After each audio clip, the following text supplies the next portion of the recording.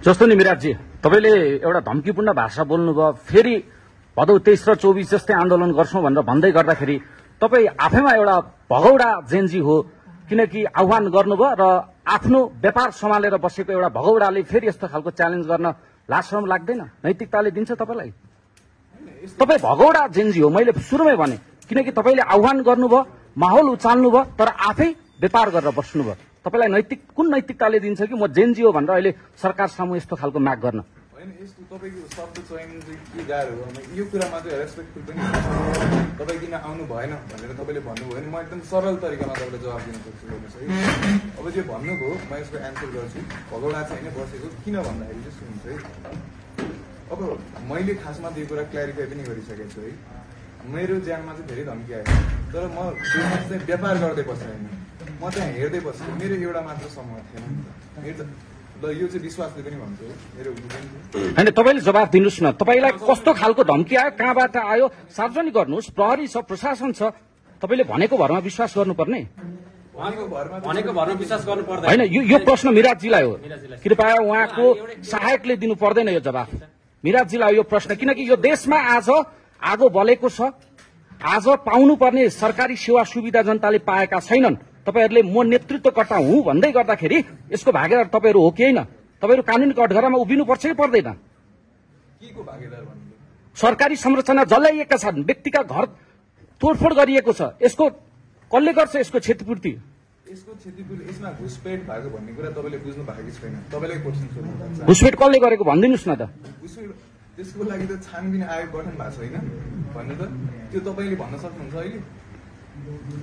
तपाईले भनिदिनु पर्यो नि कसले गरेको। तपाईले नेतृत्व सम्हालेको मान्छेले घुसपेट गरेको जिम्मेवारी पनि लिनुपर्छ। पानीमाथिको उभानो हुन पाइँदैन विराटजी। तपाईले नेतृत्व पनि गर्ने र जिम्मेवारी पनि लिने हो। तपाईहरु सरकार बनाउनुहुन्छ, त्यही सरकारको विरोध गर्नुहुन्छ, सडक उचाल्नुहुन्छ, किन गर्नुहुन्छ यस्तो? कसरी कस्तो क्वेसन गर्नुपर्ने तपाईलाई भन्नुस् त? छानबिन आयोगले गर्छ, जिम्मेवारी तपाईले लिने कि नलिने? राम्रो काम हाम्रो कारण, नराम्रो काम अर्कोको कारण भनेर तपाई प्रेसमा आफ्नो वक्तव्य राख्ने तपाईको नैतिकता के हो भन्नुस् त? तपाई को हो आखिर? तपाई कुन स्थानको जेन्जी हो, को हो? तपाईले पत्रकार सम्मेलन गरेर अहिले यसरी कुरा राख्दै हुनुहुन्छ। बजारमा धेरै खालका जेन्जी छन्, तपाई कुन प्रकारको जेन्जी हो भनिदिनुस् ल। धेरै छन् जेन्जी। कस्तो प्रकार? 2.2 देखि लिएर यहाँ त अनेक खालका जेन्जी भनेको जेन्जी खासमा त एउटा युवा यो एज ग्रुप हो। जेन्जी भनेको कुनै पनि एउटा ग्रुप हुँदैन सर, बिन्दुको जस्तो नभएर। अब ज्ञानलाई मेरो प्रश्न के उहाँलाई क्ल्यारिफाई गरे ल, तपाईको नैतिकताले के भन्छ? मेरो नैतिकताले तपाईहरुले जुन कार्य गर्नुभयो नि, देशमा उधुम मचाउनु भयो नि, तोडफोड आगजनी गर्नुभयो नि, यो सम्पूर्ण जिम्मेवारी नेतृत्व भन्नेहरूले लिनुपर्छ र तुरन्त प्रहरीले तपाईहरुलाई हतकडी लाउनुपर्छ। त्यो तपाई के लयर हो? म एउटा देशको जिम्मेवार व्यक्ति हो। कसरी इरेस्पोन्सिबल भयो? तपाईले नेतृत्व लिएपछि तपाई जिम्मेवार बन्नु पर्दैन? तपाईले म नेतृत्व हो भनेर तपाई यत्रो पत्रकार सम्मेलन गरेर भन्दै हुनुहुन्छ। कस्तो के क्वेसन? तपाईलाई सजिलो लाग्ने क्वेसन मात्र क्वेसन हुँदैन सर। यो देश आज जुन स्थानमा छ नि, तपाईहरु जस्ता अराजक व्यक्तिहरूले गर्दाखेरि भएको।